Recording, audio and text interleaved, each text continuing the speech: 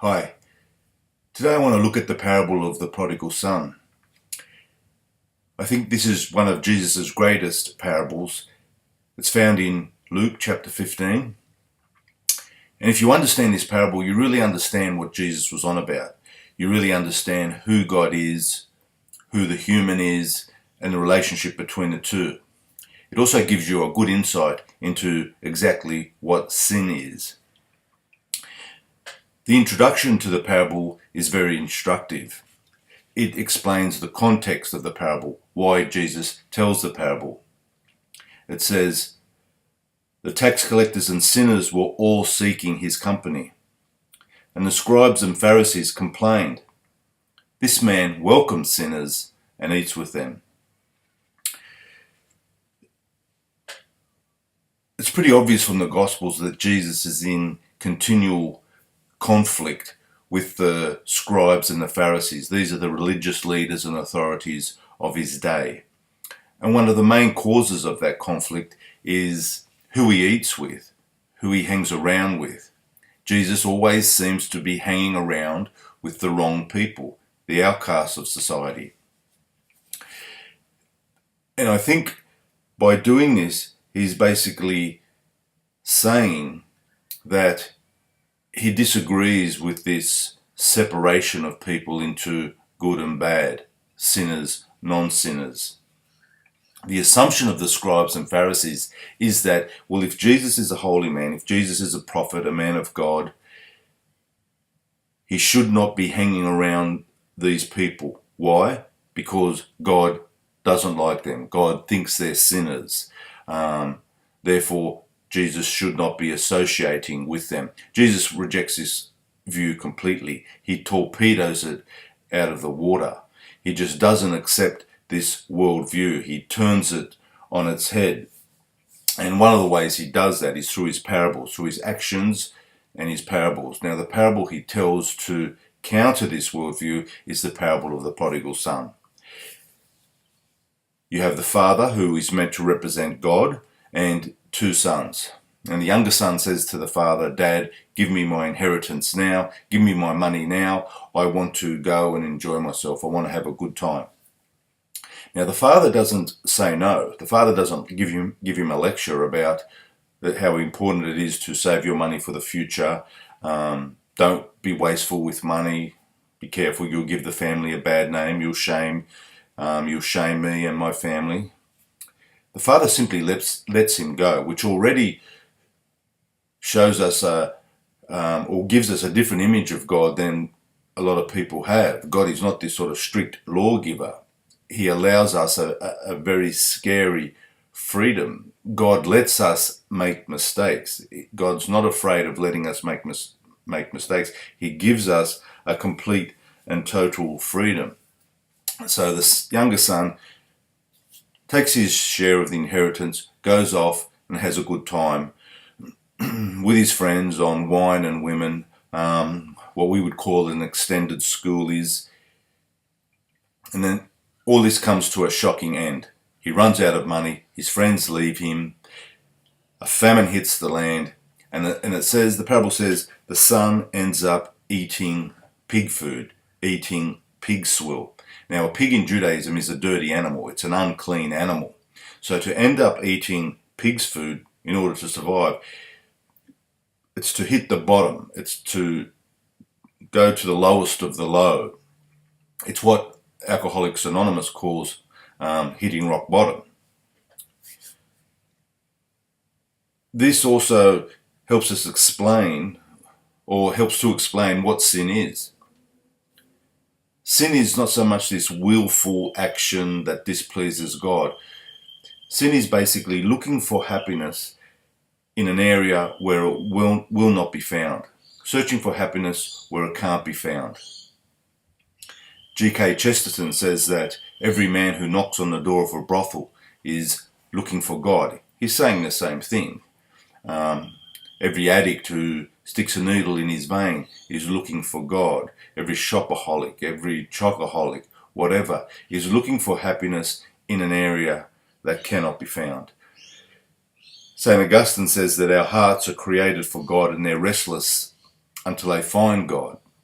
And this is the agony of the addict, that our heart is created for the infinite, and nothing, literally nothing finite can fill it. No relationship, no substance, no amount of money, no amount of power, fame, fortune, whatever, can fill that hole in our heart, which has been created for the capacity or with the capacity for God.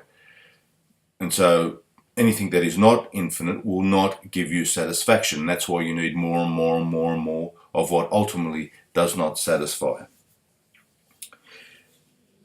So the son hits rock bottom and decides to return to the father, to go back home. So he gets up, covered in his guilt and shame and the filth of the pigs, and heads off back home.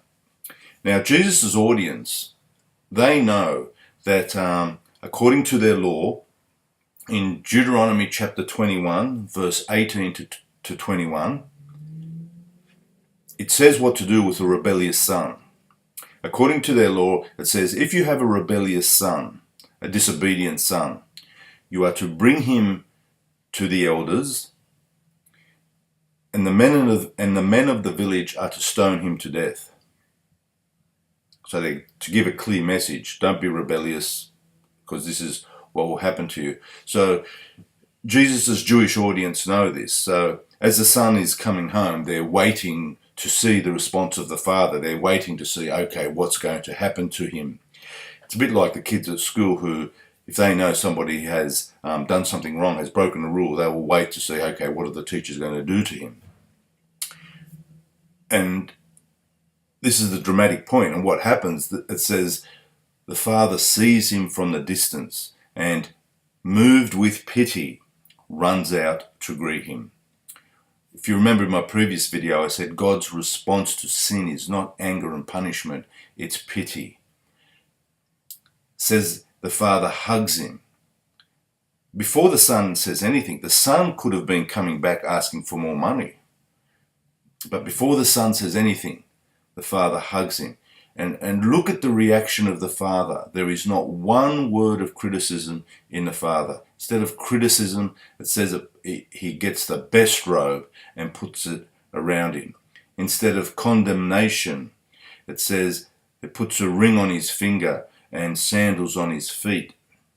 Instead of punishment, instead of dragging him before the elders and having him stoned to death, it says he got the fatted calf, had it killed, and had a celebration for his returning son.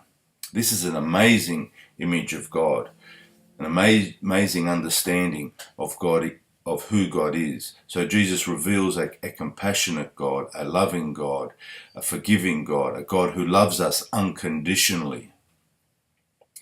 Often at this point, my students will ask me, well, what about hell, sir? Why does hell exist if God is so loving? Well, I agree with the Catholic Catechism's definition of hell, which says hell is self-exclusion from communion with God. It's self-exclusion. It's our free will deciding that we don't want to be with God. Hell is not so much a place that God sends us. God is not a torturer. Jesus is not ISIL. He doesn't want to burn us for eternity. Hell is much more our decision. It's somehow tied up with the mystery of free will. And heaven is the same. God is not going to force himself upon us. It has to come out of our response, our free will. Love can never be forced. If it's by definition, it has to be free. Otherwise, it's not love. So the elder brother comes into the story at this point. Now he's upset. He says to the father, I never once disobeyed you. I always kept your laws, and yet you never offered me a party with my friends. And yet this son of yours who has wasted his money on, alcohol and prostitutes, he gets to have the fatted calf and the party. I think the purpose of the elder son in the story is to show us that God is not interested in a purely legalistic relationship. He doesn't want us to, we're down here and God's up here and he gives us his law and we have to follow the law down here. No, he wants He wants us to be united. He wants us to be in a relationship of union, communion, love. He wants us to feel his breath on our neck. He wants us to feel his embrace. And I think what the parable is ultimately saying is that sin, acknowledged and accepted, leads us into the forgiving arms of the Father. Sin, acknowledged and accepted, is the doorway through which we enter into communion with the Father. Sin, acknowledged and accepted, has been transformed by God's mercy. Sin is no longer a barrier between us and God, but because of God's mercy, has been transformed into the door through which we pass into communion with God. Thank you for listening.